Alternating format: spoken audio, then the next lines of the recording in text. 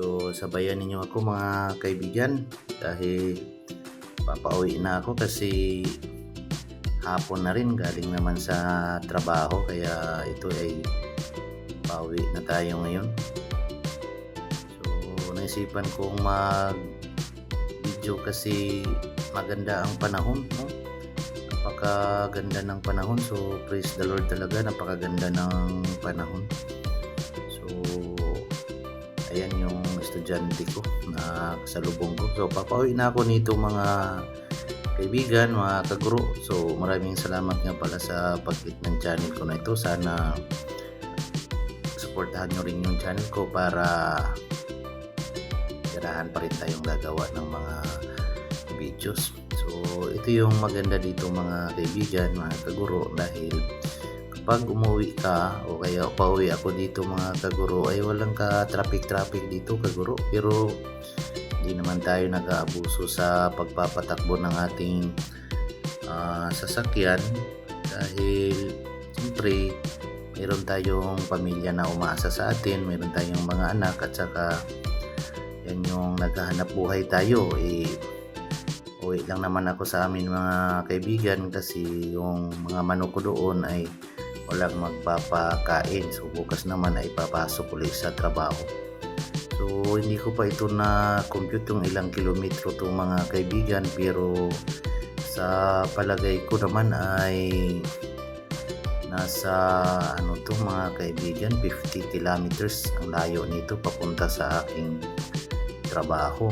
Pero itong video na to kaibigan, pumalo lang siya ng 11 minutes yung takbo ko nito, pero hindi naman ganong mabilis din yung pagpapatakbo ko nito. Nasa 50 to 60 km per hour lang naman yung takbo ko nito. At saka ang maganda dito kaibigan dahil wala talagang walang tawag nito, safe ka kapag uuwi ka dito mga kaibigan. So may pala dito kaibigan, may area dito na nadaanan ko yung mga bata. Mayroong isang sawa na hindi naman yun dito banda yun, dito may sawa yun dito. Hindi makikita kasi maliit. Ayan, dyan, di lang yun siya makita kaibigan kasi maliit lang, kasi liit lang ng daliri. Kasalubong kami doon ng at saka hindi naman nangangagat yun, yung parang yun yung tawag namin doon ay hanlulukay na ahas. Yun, hindi yun siya nagtatakot sa tao yun. Lang yun sa puno, maakyat yun sa mga puno ng niyog, no? Kulay parang yun, birdi o So dito papaliko na ako dito mga kaibigan. Ayan, kung mapapansin nyo dito, napakaganda talaga ng area dito kaibigan. Dati nung naglalako pa lang ako dito ng isda mga kaibigan, rough road yan siya, no? May malaking puno dito ng kahoy dati, Nara yata yun, napakalaking puno. Nara yun, hindi kayang hawakan ng 5 katao yung puno nun dahil malaki yun, pero tinanggal yun siya dahil nga ginawang kalsada at saka na siya, nag-street na yung kalsada. So dito may mga bata ako dito na masasalubong. Ayan, may mga bata dito kasi nag-aaral din to sila doon sa kabilang school din. So yan, mapapansin mo dyan mga kaibigan na napakaganda talaga ng kalsada. Ito yung mamimiss natin mga kaibigan dito sa probinsya kasi sariwa ang hangin at saka preskong presko. At saka pag umuwi ka kaibigan ay parang ang dali lang mong umuwi kahit malayo kasi nga walang ka traffic at saka tuloy-tuloy yung pagpapatakbo mo.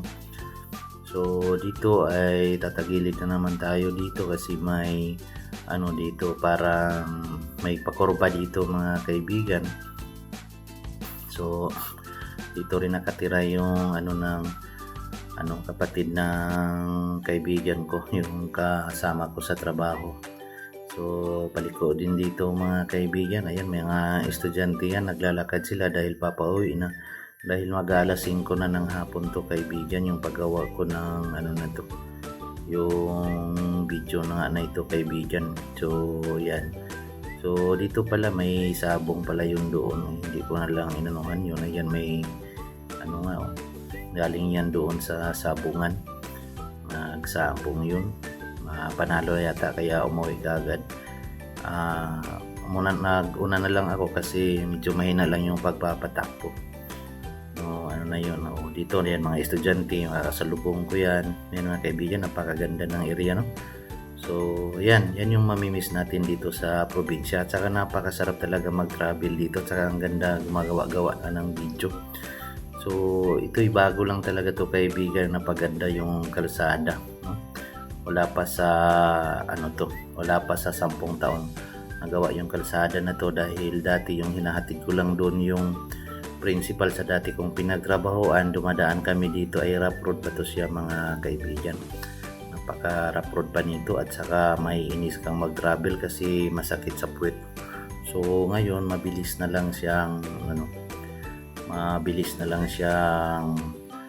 kapag gusto mong maglakbay dito mga kaibigan. So dito nga nung bago pa rin ako nagtuturo ay unti-unti pa lang ginagawa yung kalsada na yan. So buti na lang nag-board ako, kaya umabot din ng halos 1 taon mahigit, kaya nagawa na kaagad yung kalsada na yan. Dahil kapag nag-board naman ako ay buwan, sa loob ng 1 linggo, 4 na beses lang yata ako umuwi dito. Saka may daanan naman ng kalsada na rin talaga, napakaganda ng kalsada. Pero ngayon ay kahit malayo, iniikot ko ito dito. Yan, kung ituloy mo yan dyan, rough road yan siya. Kaya dito ako sa hindi rough road, no? Ayan, kasi masakit sa puwet. Saka ganun lang din naman, halos ganun lang din yung takbo ng natin. Importante, komportable tayo sa pagtakbo natin, hindi kagaya doon rough road, talagang mabato-bato, masakit sa natin, balakang. Kaya dito kaibigan, may makikita ka pa rin dito napakaganda ng views dito, no? So dito ay paakyat na tayo ng bundok. So dito medyo mayroon siyang sigsag, pero maya-maya ay paakyat na tayo ng bundok. So yan. So ayan, may paakyat na tayo ng bundok, pero hindi lang siya ganong halata kaibigan na may bundok yan dyan, kasi naman din, no? Ayan, patag din siya kung titingnan, pero paakyat na yan ng bundok mga kaibigan. So yan yung sabi ko na nga, yan yung napakaganda dito natin na views, no? So, yan yung mamimiss natin. So, ito kaibigan, paakyat na yan siya. Pero hindi nga lang siya ganong halata dahil sa nasa tawag dito. Naka-motorbike tayo mga kaibigan. So, ayan siya, yung XRM 125 ko na yan na motor. Maganda pa rin naman yung servisyo niya. Yan, paakyat na tayo. So, pa rin siya mga kaibigan, medyo okay lang din naman yung takbo niya, hindi ganong mabilis, di rin ganong matulin, kasi na-adjust ko kasi dyan mga kaibigan na pag sobrang tulin naman o bilis ng takbo, siyempre na yung motor na yan, kumbaga sa tao pa na sisarya na, kasi 2 beses na siyang na overhaul, na inayos yung loob niya, kaya ang takbo ko lang ay nasa lang din, nasa 50 to 60 km per hour lang yung takbo natin, hindi na siya gaanong mabilis. At saka ang pinakamaganda lang dito kaibigan, dahil yan ay motard at saka tubeless yan, tubeless yung yung motorsiklo ko na yan. So ayan, tayo na nagpapastol ng kanyang back. So dito ay palusong naman tayo ng konti, di aakyat ulit tayo sa bundok. So napakaganda ng daan talaga kaibigan, no? Mapapansin mo na talagang swabing-swabe talaga ang daan dito kaibigan pag ka. So ito ay papaakyat tayo ng bundok, saka siya, komportable ka kaibigan, kasi sinabi ko na nga kanina ay halos walang gaanong dumadaan. Meron mga dumadaan pero walang mga sasakyan na mga malalaki talaga, kundi mga lang, habal-habal lang yan siya. Saka maluwag din naman yung kalsada mga kaibigan. So ayan, paakyat na rin tayo dito. Ito na yung isa sa medyo matarik siya na konti, kasi dito kailangan natin dito mag-adjust ng ating gear, kasi paakyat. Ayan, paakyat na yan siya mga kaibigan. Tsaka may palusong na dyan, maya-maya makikita mo yung kabilang dagat na. Yung kabilang dagat, ibig sabihin sa kasi itong namin, lugar namin dito ay isla din yan. Pag nasa tuktok na ako, malapit na ako sa tuktok. So, yan, may nakasalubong pa ako. Ayan. So, dyan makikita mo yun, yung kabila o dagat na yun. Dagat na yun siya. So, palusong na tayo dito. Bababa na tayo ng bundok. Ayan. So, ayan, may sasakyan ako dito, mga kasalubong yan. So, yan lang yung nakasalubong kong sasakyan. Isa lang siya, mga kaibigan, mga kapatid, o kaya sa mga nanonood dyan. So, isa lang yung nakasalubong ko kasi nga bihira lang yung mga may sasakyan dito. So, akala ko kasi kaibigan kanina ay hindi ito naka-video. No?